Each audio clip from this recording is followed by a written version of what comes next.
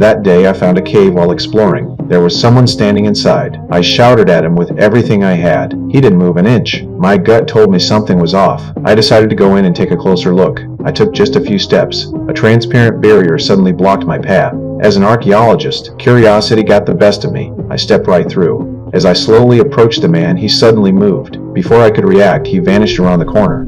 Then things got stranger. The cave entrance behind me started flickering like crazy. Day and night kept switching back and forth. I was completely stunned. A beast's roar echoed from deep inside the cave.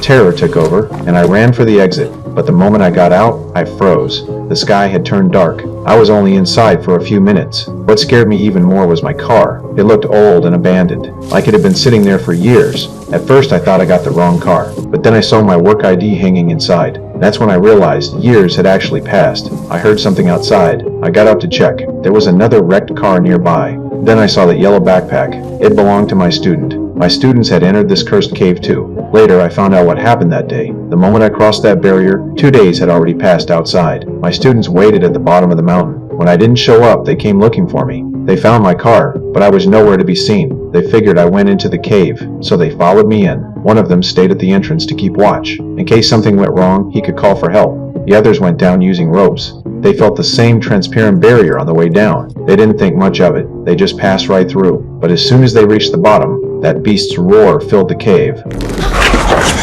They panicked and ran for the exit. That's when the rope above them suddenly snapped. They thought their friend was playing a prank. They had no idea. In the 10+ minutes they spent going down, years had passed outside. The rope had rotted away from years of sun and wind. There was no going back the way they came. They had no choice but to find another way out. They hadn't walked far when they found their friend's body. They picked up the camera he had on him. After watching the footage, everyone went silent. He had waited at the entrance for over a month. When no one came up, he went down to find them. He lost his grip. He fell all the way down. No one could believe what they were seeing. To test the terrifying theory forming in their minds, Lisa decided to take a risk. She started making her way up barehanded. With her experience, she reached the top fast. But the next second, she froze. The lush green mountains had turned into a wasteland.